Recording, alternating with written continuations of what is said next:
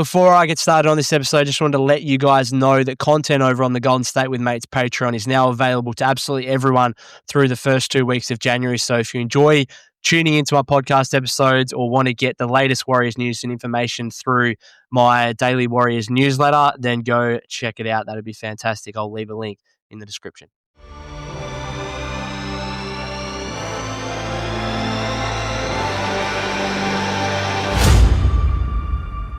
Welcome back to the Golden State with Mates post-game live after the Warriors get a 137-103 victory over the Sacramento Kings at Chase Center on Friday night.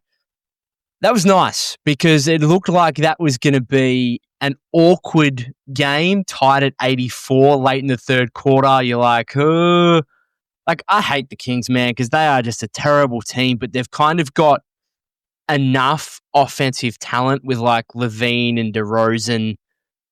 They're not good players. They're not winning players, but in like a one-off matchup, like they can be dangerous, right? And I was just thinking late third quarter, I was like, oh, come on, please don't be a clutch game. Like this is starting to get a bit frustrating. And then thankfully, bang, Warriors pull off a 13-0 run to end the third quarter. And that was it from there. They outscored Sacramento 53-19 from then on, and that's what we've got from Knox and Thandeka. Knox says finally a game we didn't have to stress about. There was maybe a little bit of stress from me late third quarter again before they went on that run. Thandeka says an easy game finally. Yeah, crazy to think games tied at 84 and you win by 34. That's remarkable. But the biggest takeaway from me, I looked it up towards the end of the game where the Warriors are in terms of bench net rating, and they're 19th so far this season, which I think moving forward should be completely flipped on its head. Like 19th isn't good, but I look at this bench and I think this is a team that is pretty deep and now has a couple of really quality veterans in rhythm returning from injury that should catapult this into being a top 10 bench in the league at a minimum, I think. And I can't say enough about how the bench unit performed in this game that started with that 13-0 run, which is essentially led by Jimmy Butler and by DeAnthony Melton and now Horford. And the Melton and Horford combination to me is an absolute dream. Again, credit to Mike Dunleavy Jr. in the front office. Now, the whole Kuminga aspect, we can criticize them for that. Should have they try to do more to get like a sign and trade done during the offseason and prevent the whole free agency stalemate? We can't really answer that until we see what they get back for Kuminga now. But the assertiveness, I suppose, to go out and say, Al Horford, you're our man, to go out and get DeAnthony Melton back, they are just two huge pieces for this team. Arguably probably the fourth and fifth most important players on this team, which, again, I've said it before and I'll say it again, probably means that they obviously need to go and get another piece, because I think ideally Melton is like the fifth or sixth. Like him and Horford are like fifth and sixth most important players on this team. But DeAnthony Melton right now, man, like I was always optimistic because I'm like, this dude's impacting the game even without shooting the ball well. Like he's shooting damn like 15% from 3-point range, and yet he's still being a positive influence. Now he's found his 3-point shot, 3 of 6 again in this game. Couple of big ones in the second half as well. Finishes with 19 points in less than 19 minutes, I think, after going for a season high 22 against Milwaukee on Wednesday. So, man, this dude just continues to get better, as you would expect, I suppose, coming off that long-term knee injury. And Al Horford is finally looking like Al Horford, looking like the guy the Warriors were so eager to get in free agency. His start to the season was awful. Then he had the sciatic injury, which meant it was just a complete disaster. And you're wondering, can Al Horford really become the guy the Warriors envisaged? Since he came back on Christmas, of course, he had that blistering start when he hit 4 threes in the first quarter. Since then, this guy's been really, really solid. What do you have, like 8 points, 10 rebounds, 6 assists against Milwaukee on Wednesday. This game, he drops 9 points, 5 rebounds, 2 assists and a block, plus 13 in just over 16 minutes. So the Melton-Horford combination, to me, that cannot be understated in terms of the importance to the team with that duo coming off the bench and just the importance and the recognition, I suppose, giving that to Mike Dunleavy Jr. in the front office for going and getting those two guys in the offseason, because they are going to continue to be huge parts of this team, and they have been. And I look at this bench unit led by those two guys, and of course, Jimmy's playing and leading that second unit as well. And I just think to myself, that should be a real plus for the Warriors. We've got a combination here that even when Steph Curry's off the floor, this should be a positive lineup, which is something you've very rarely said about the non-Steph Curry minutes over the past few years. So that's a massive positive for the Warriors. And I look at this team and I think the bench is kind of set. When you got Horford, you got Melton, Pods. I don't think Pods is going anywhere. You guys can put Pods in a trade if you want. I don't think he's going anywhere. I think his contract, like the fact he's $3.5 million and he's like $5 million next season or whatever, I think that's too valuable to give up on right now. Now, they are going to have a question mark when it comes to his extension eligibility and what kind of contract he's going to want. But, the dude played well today. 14 points, 4 rebounds, 2 assists, 4 of 6. That circus shot. There's still times where the ball sticks in his hands too much to me, and I want him to get off the ball a little bit more. Like, too much, particularly in the second half. Even when the possessions ended okay, it felt as if, again, that one where he hit a BS circus shot in the corner, that's a bad possession. That's a bad possession, and you got lucky with an incredible shot at the end of it. So there's still some improvements, obviously, to be made there, but I just don't think the Warriors are moving him unless a team really values him to the point where you include him for something really valuable in return. He's a plus 28 in this game in 22 and a half minutes. Will Richard, I like the combination of him and Melton defensively. GP2, look, do I think GP2 should be in a fully healthy rotation? No, not really, but I will give credit. The last few weeks of GP2 have actually been a few of the best weeks that we've had since basically he came back to the franchise in 2023 in the trade with Portland. Again, he goes 6 of 7 in this game, 12 points, 9 rebounds in less than 18 minutes. Warriors outscored this, who'd they play? The Kings. Warriors outscored the Kings 66-38, I think it was, in bench points. So again, really solid bench unit, which should continue to be strong moving forward. And to me, now, I feel like this team, again, the bench is set. You got to go and get an upgrade. You got to upgrade either the post spot or the Moody spot. They're the positions to me. And ideally, you might do both. And that's why I suppose Anthony Davis was kind of a real intrigue to me, but obviously that's gone down the drain now with his latest injury. They're not going to trade for Anthony Davis. Sounds like they're not going to trade for Trey Murphy III, with Chris Haynes reporting earlier today that the Pelicans are informing rival teams that they have no interest in trading Trey Murphy, Herb Jones, Zion. I'm not sure why they're so adamant on keeping Zion, but whatever. And then Derek Queen and Jeremiah Fears were also added to that tweet. I don't know why, because those guys are clearly untouchable as recent first-round picks. So if we take New Orleans at their word, which I'm not sure I necessarily do, I think there's a chance that that's just posturing, and that if the Warriors are willing to pay overs, that they could still get Trey Murphy. But if we take the Pelicans at their word, we say that there's no Anthony Davis trading coming, then surely, suddenly, the deal becomes Michael Porter Jr. and Michael Porter Jr. very quickly. I'm going to get into some of your comments, and then I'll talk more about MPJ. Thanex says Melton is such a difference. If we win all 6 games left, we had 9 games above 500. Enough Crypto says playing with their food for 2.5 quarters. Knox says now that we are winning, the Suns can't seem to lose. Lol. Yes, I looked at it. The Suns are still 2.5 games above the Warriors. They're 23-15, which is ridiculous, really. I don't know. The top 8 to me in the West is pretty set. I'm not too concerned about teams below.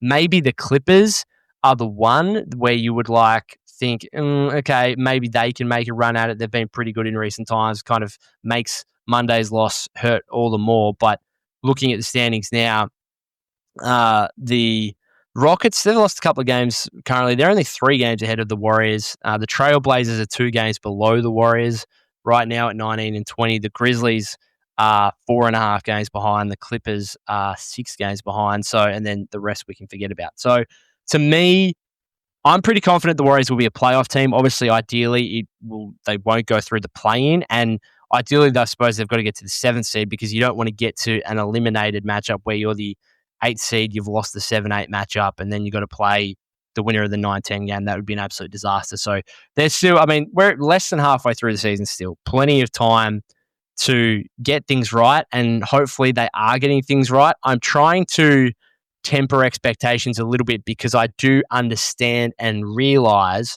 that they are going through a pretty easy part of the schedule, both in terms of there's not as many back-to-backs necessarily. They're at home. They've got 8 straight home games, or 10 of 11, I think, at home. And then the other away game was like the Clipper game.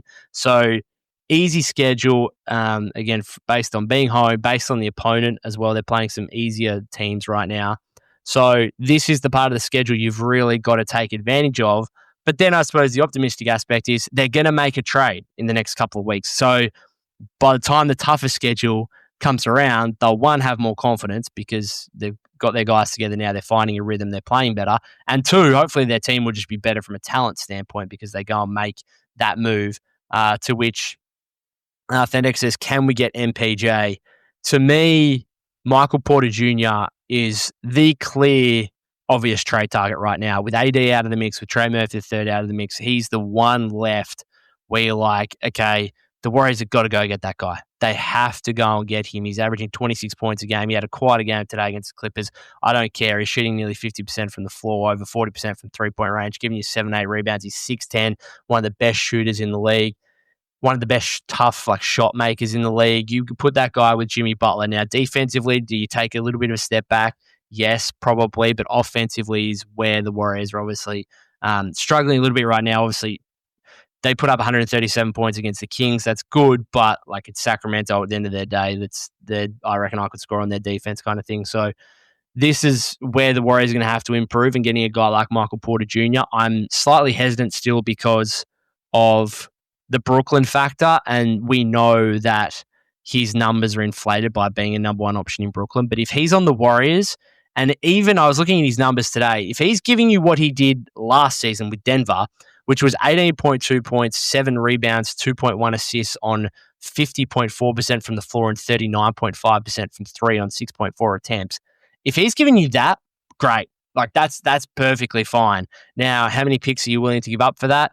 I mentioned on the Patreon earlier today that I think Michael Porter Jr. is worth about 1.5 first-round picks. So if I'm going to give up 2 first-round picks, 2 unprotected first-round picks, I need to get something else back, whether it's like a 3-team deal and you get Keon Ellis or something, whether you get like Haywood Highsmith, Day'Ron Sharpe, something to just sweeten it a little bit. I need a little bit more, assuming it's Kuminga, Hield, Moody going out, and then 2 unprotected first-round picks.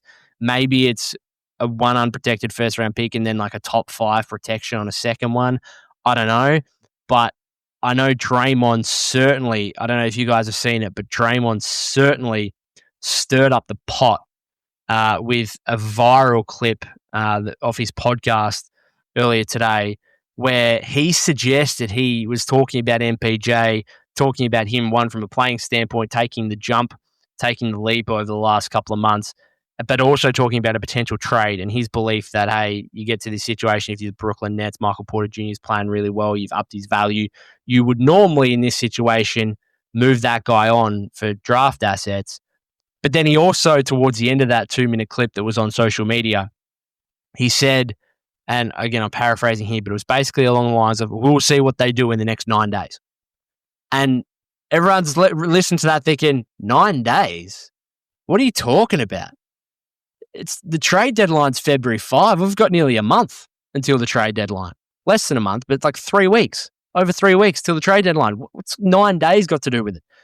And so the only thing I can think of, the only assumption I can make from those comments are that he recorded the episode a couple of days ago when there was 9 days to go until Jonathan Kuminga was trade eligible.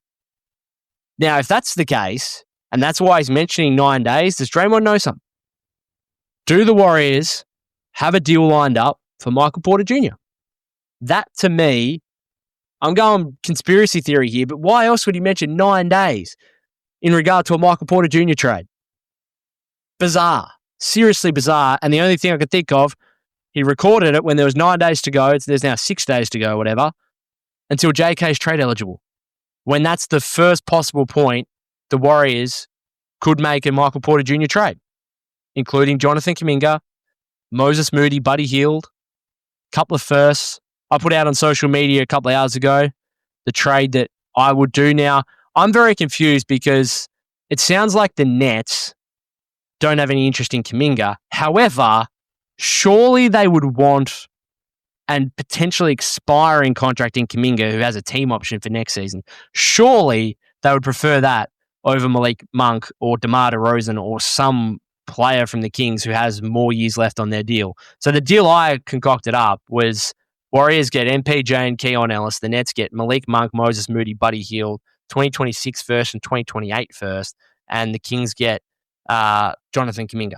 That was the 3-team trade. And I had a couple of Nets people in the comments saying, why do the Kings get JK and why does Brooklyn get Monk? And I was like, well, because Brooklyn don't want Kuminga and the Kings do. And they were like, yeah, but why would we take on Monk when he's got like 3 years left on his deal when we could just take Kuminga, who could be expiring if we want to opt out of that the second-year team option? And I was like, well, fair point. Fine, we'll just make it a 2-team trade. We'll get MPJ. Maybe we get, I don't know, I was looking at the salaries.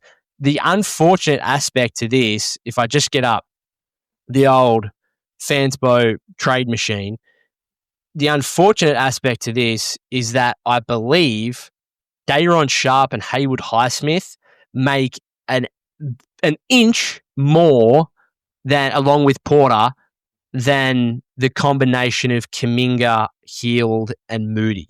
That's the problem, I think, with that trade, is that if I put, let's just make it a 2-team trade, Kuminga, Hield, and Moses Moody. I don't like trading Moses, but feel like some of the looks that Moses gets, and you're like, hang on, if that can just be Michael Porter Jr. taking those shots, and there's some like tough shot making elements with MPJ, and he gives you more of a rebounding element. He's 6'10", like that feels like you've just got to sacrifice Moses Moody in that scenario. So that's $43.2 million the Warriors can go out and utilize. If you look at Brooklyn, Michael Porter Jr. at 38.3, and then we go down and look at a guy like even Haywood Highsmith at 5.6 million. I don't think he's played a game for the Nets this season. That is 700,000 too much. That's 43.9 million, which means the Warriors would have to send out another player.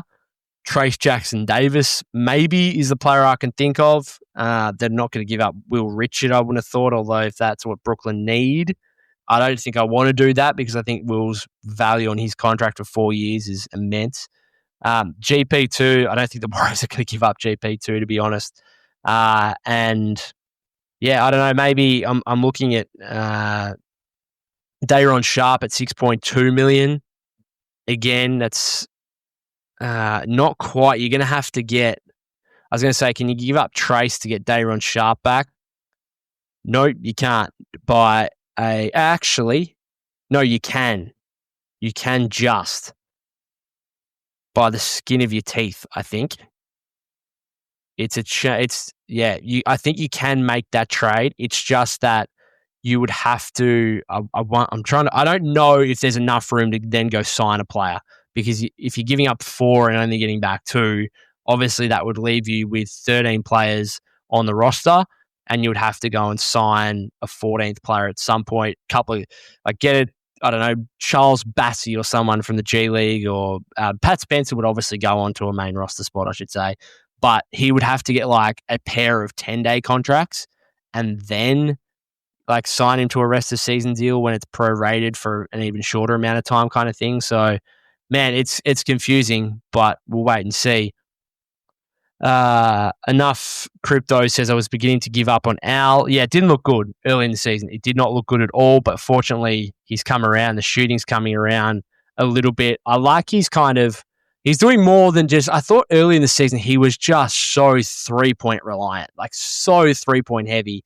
It's like he's shooting 29% from 3-point range and 32% from the field overall. And you would ideally, in your big man, you'd be like, well, even if they're only shooting 30% from 3, maybe they're shooting at least like 45% overall because they're actually getting some points inside the arc. That just wasn't the case with Horford at all. Like there were games where he'd have like 8 shot attempts and 7 of them were from 3.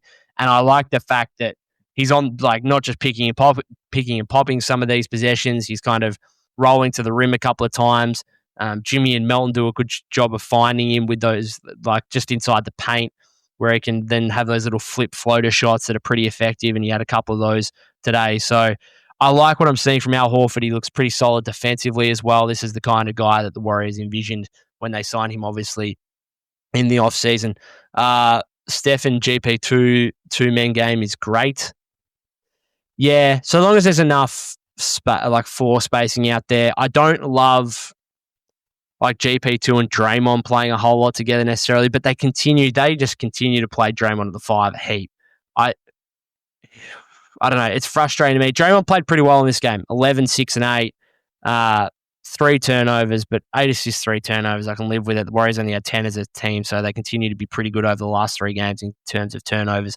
Plus 16 in the game in 27 minutes. 3 of 4 from three-point range. So a good Draymond Green game. I don't love him playing, what was it? Well, Post played 13 minutes, and some of that was in garbage time. I think he played like the last 4 minutes in garbage time. So if we say of real time, let's say there's 44 minutes of real time, Post played 9 and Horford played just over 16. That's like 25 minutes. Draymond's playing like 19 minutes at center still. Like, I don't know. I don't love it. I'm just putting it out there. I do not love that whatsoever. Steve's just going to continue going to it.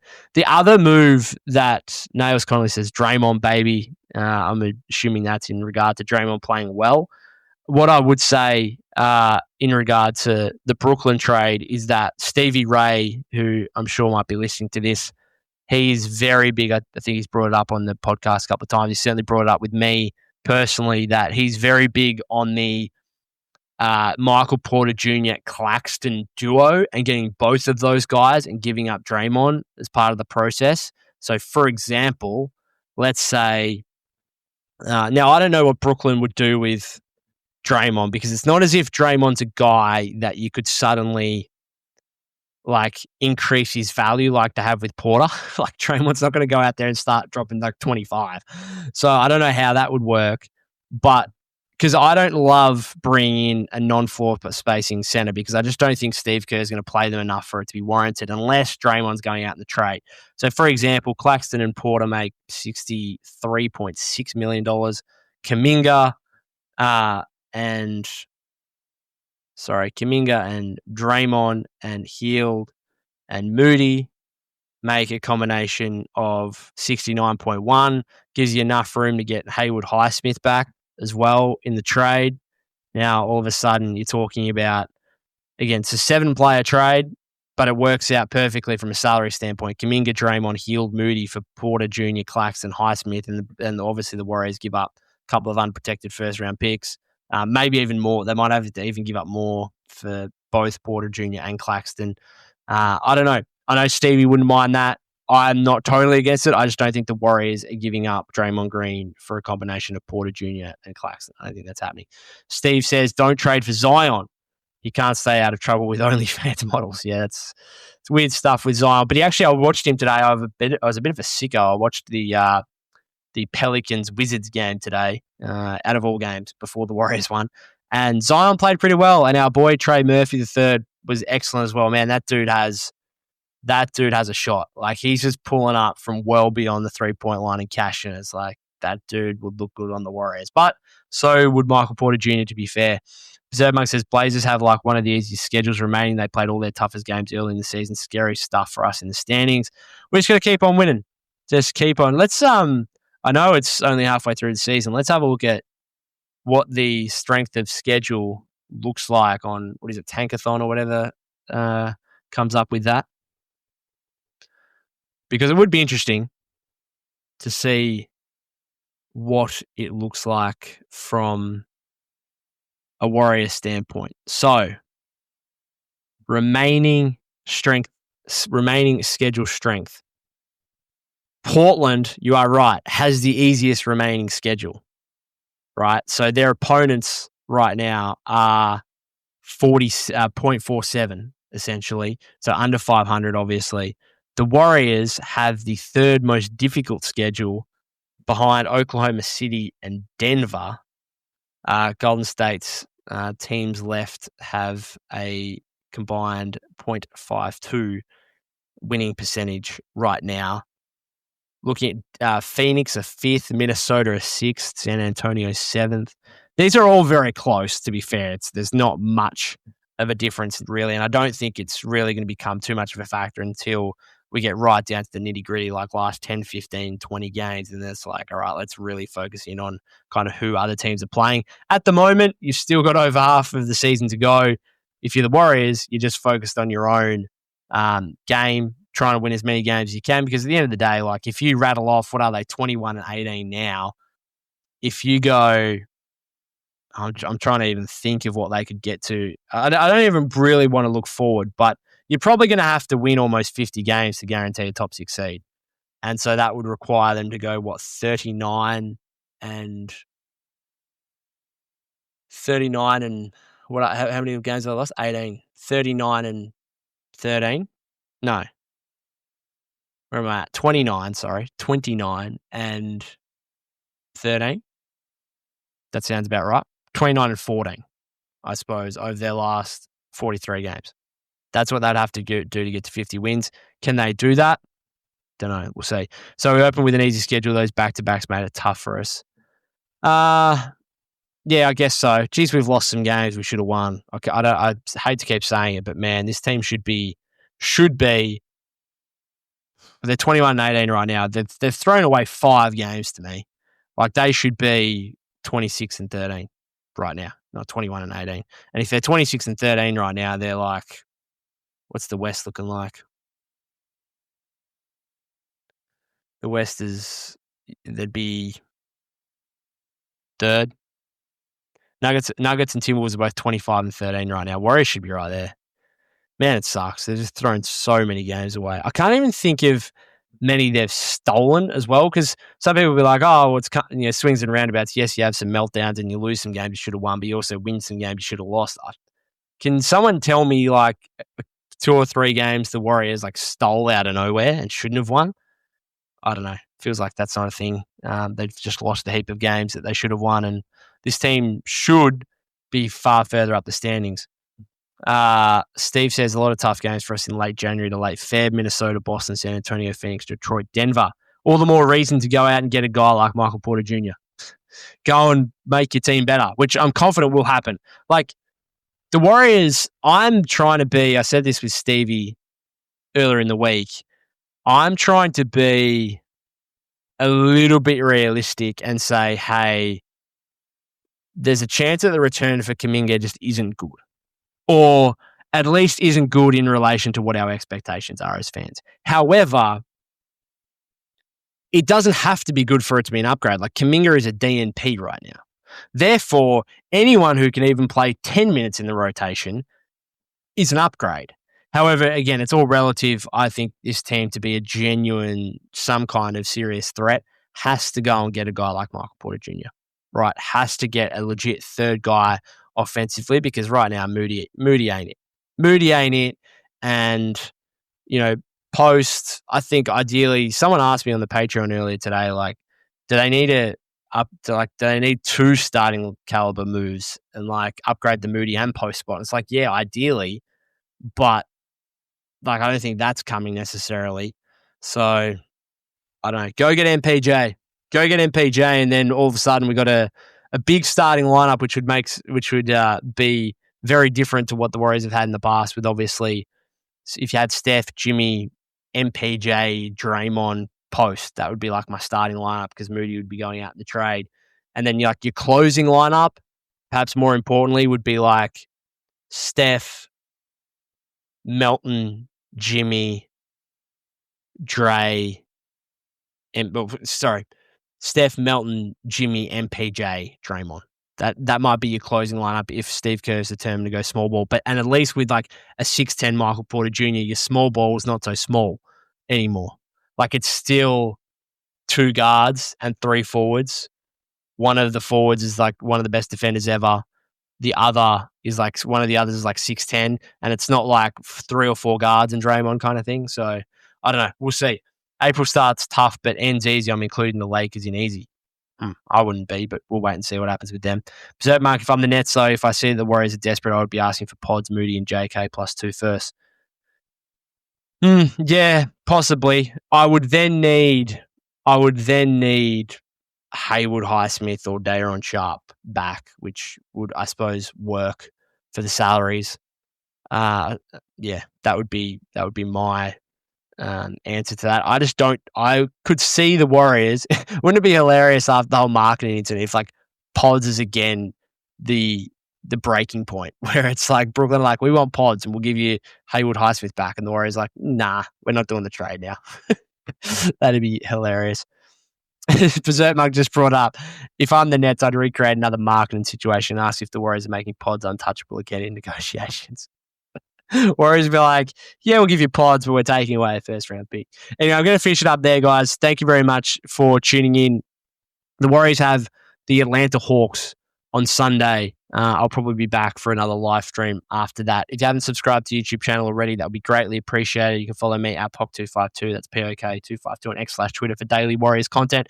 The Patreon is also free through the first 2 weeks of January. So content coming out there, multiple posts Monday to Friday over on there. So please check it out if you haven't already. Golden State with Mates on TikTok and Instagram as well. Warriors have now won 8 of their past 11 games. Let's hope the momentum continues to roll on Sunday. Thanks again, guys.